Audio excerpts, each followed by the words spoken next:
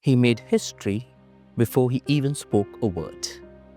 When George Mario Bergoglio became Pope Francis on 13th March 2013, the world witnessed a series of firsts. The first Pope from the Americas, the first Jesuit Pope, and the first non-European in over 1200 years.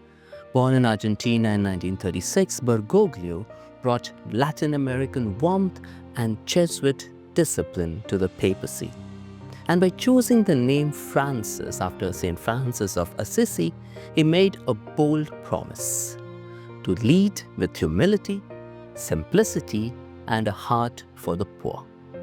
Pope Francis' papacy had been marked by major global and ecclesial events that reflected his pastoral priorities and reformative spirit. Almost immediately, Francis set a new tone with his simple lifestyle, declined the traditional papal apartments, choosing instead to live in the Vatican guest house. In September 2015, Pope Francis became the first pope to address the US Congress. That same year, he published Laudato Si, an encyclical on care for creation, calling for urgent global action on climate change and environmental degradation. This document positioned the Church as a significant voice in ecological ethics. Pope Francis declared 2016 the extraordinary Jubilee year of mercy, focusing on God's compassion and forgiveness. It involved millions of Catholics around the world participating in acts of mercy and reflection. In February 2019, Pope Francis made history again by being the first pope to visit the Arabian Peninsula, where he signed the document on human fraternity in Abu Dhabi with the Grand Imam of Al-Azhar, promoting interfaith dialogue, religious freedom, and mutual understanding. During the global crisis, Pope Francis offered both spiritual comfort and global solidarity. His powerful Urbi et Orbi blessing to an empty St. Peter's Square in March 2020 became an iconic moment of global solidarity and prayer. Pope Francis has contributed a rich body of literature that addresses the moral, spiritual, and social changes of our time. Some key documents include Evangelii Gaudium, a call for a joyful missionary church that goes out to the margins of society. Laudato Si, a groundbreaking encyclical on the environment and the moral imperative to protect the planet. Amoris Laetitia. This apostolic exhortation on family life opened new pastoral approaches to issues like divorce, remarriage, and inclusion. Fratelli Tutti, a deep reflection on human fraternity and social friendship in the face of division, nationalism, and exclusion. Laudate Deum, a follow-up to Laudato Si.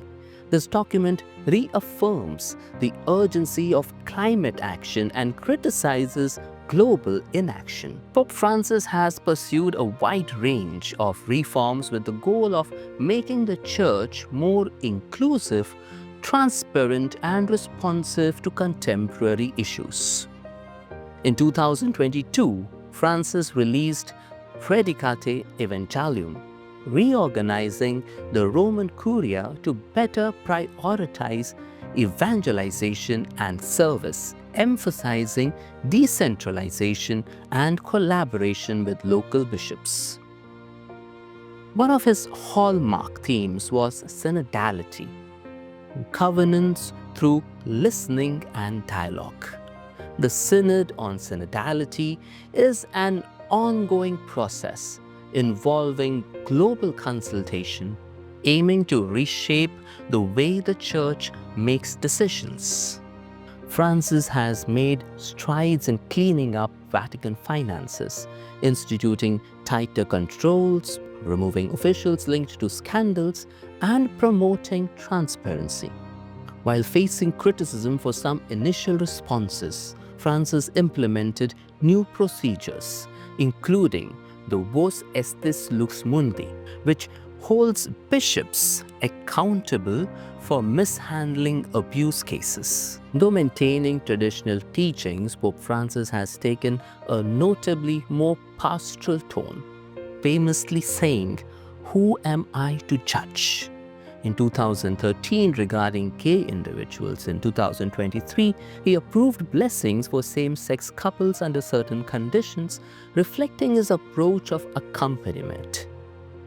Pope Francis' papacy has significantly shaped the global church in several ways. His approach has shifted the tone of Catholic leadership from doctrinal rigidity to pastoral compassion. He has positioned the church as a moral authority on climate change, economic justice, and human dignity. By emphasizing synodality and empowering local churches, Francis has decentralized power and encouraged wider participation in decision-making. While some welcomed his reforms as signs of hope and renewal, others viewed them as destabilizing to traditional doctrine, leading to tension within church leadership. As Pope Francis' papacy continues to leave its mark on the life of the church, one thing is clear: the church is at a pivotal moment. The next pope will not only inherit the legacy of a pastor who reached out to the margins and opened doors to dialogue, but also to weight of unresolved tensions between tradition and reform.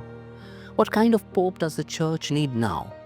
The church needs a pope who can be a bridge builder, someone who can hold firm to the eternal truths of the faith, while listening closely to the hopes and wounds of today's world. A pope who is unafraid of complexity, yet unwavering in clarity. One who continues the path of mercy and humility, yet strengthens unity amid diversity. In an age of rapid change, division, and secular skepticism, the church needs a shepherd who can speak to both hearts and minds, a leader who prays deeply, thinks boldly, and leads gently. One who will not just continue reform, but renew the church's prophetic voice for a world longing for light. The next chapter in the church's journey will require courage, wisdom, and holiness. And the next pope, like those before him, will need the grace to lead not just from the throne of Peter, but from the heart of Christ. May God bless us all.